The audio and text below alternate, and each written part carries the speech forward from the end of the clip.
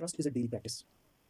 Relationships rarely get to the point where both participants can say, I absolutely know this person, and they absolutely know, like a curve that continually approaches but never reaches a line. You never get to the point of saying, I trust them fully, and they trust me fully, forever and ever. Trust can be threatened in small and large ways and need to be reinforced and rebuilt on daily basis. Build and reinforce trust every day by making and fulfilling the promises, contractual trust, giving those you care about sincere compliments and constructive criticism, going out of your way to offer support, mutual trust, standing by someone even when they are in a bad place, have made a mistake, or need help that requires significant trust, pure trust, and intentional love life. Now that we have some tools to assess the roles people play in our lives, let's look at how we can deepen the existing relationships and build a strong new ones. Letting go of traditional family roles allowed us monks to broaden our connections with humanity. In the same way, celibacy freed the energy and attention that romantic love had consumed. Before you hurl this book across the room, I'm not recommending celibacy for non monks. Celibacy is an extreme commitment and hardly an essential one for everyone. But it did lead me to the revelation that I would like to share. Let's say I did it so you don't have to. To stop drinking, that was easy for me. To stop gambling, I would never have done much of that in the first place. And I would stop eating meat at 16. For me, giving up romantic relationship was the hardest sacrifice. It sounds ridiculous, even impossible, but I know the purpose behind it to save the effort and the energy that went into being validated in a romantic relationship and to use it to build a relationship with myself. Think of it the same way giving up sugar sounds like a drag. What sane person would want to forego ice cream? But we all know there's a good reason to be healthy and live long. When I looked at monks, I could see that they were doing something right. Remember Matthew, Richard, the world's happiest man. All the monks I met looked so young and seemed so happy. My romantic entanglements hadn't brought me fulfillments, so I was willing to try and experience the experiment of self-control and discipline. When I became a monk, one of my college friends asked what we are going to talk about. All we used to do was talk about girls. He was right. So much of my life had been absorbed in navigating romantic connections. There's a reason we watch countless sitcoms and movies about romance. It's endless entertaining. But as with any entertainment, it takes time away from the serious matter. If I would be dating or in committed relationship for those 3 years instead of being at ashram, I would be where I am today. I wouldn't be where I am today.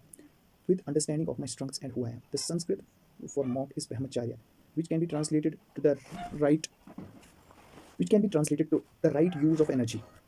In dating world, when you walk into a bar, you look around to see who's attractive, or you swipe through potential meets online without giving a second thought to how much time you spent in the effort to hook up.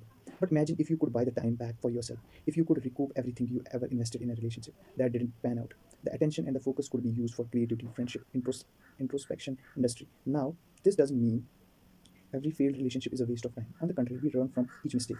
But think of the time around the relationship, waiting for texters, wondering if they like you, trying to make someone change into the person you want them to be. If we are thoughtful about our needs and expectations, our time and energy go far better use. Sexual energy is not just about pleasure, it's sacred. It has power to create a child. Imagine what it can create within us when it is harnessed.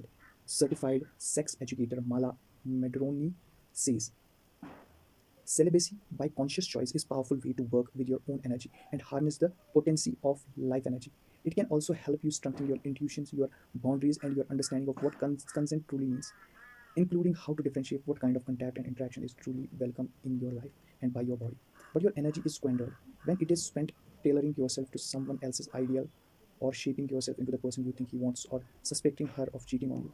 There's so much anxiety and negativity around dating, so much pressure to find the one. Never mind whether we are ready or able to settle down with anyone. Once the element of romantic pursuit was removed, I wasn't trying to promote myself as a boyfriend, to look good, to make women think they think anything of me, to indulge lust. I found more connections with female friends, with all my friends growing deeper. I had more physical and mental space and energy for their souls. My time and attention were better spent. Again, I'm not suggesting you anything about your relationships or romantic relationships. But what if you give yourself permission to be single by yourself, able to focus on your career, your friends, and your peace of mind? Ministers and philosophers Paul Tillich said, our language has wisely censored these two sides of man's being alone. It has created the word loneliness to express the pain of being alone, and it has created the word solitude to express the glory of being alone. I spent 3 years as a monk, 3 years developing my self-awareness, at the end of which I was able to ask myself the right questions about relationship. I may not have spent all my walking hours in sattva, the mode of goodness, but I know where I wanted to be and how it felt. I had opportunity to become the person I would want to date. Instead of looking for others to make me happy, I was able to be the person of myself. Our increased intentionality gives us a clear perspective with which to evaluate why we are initially attracted to people and whether those reasons support our values. There are five primary motivations for connection, and note that these do not exclusively apply to the romantic perspective. Physical attraction. You like what they look like.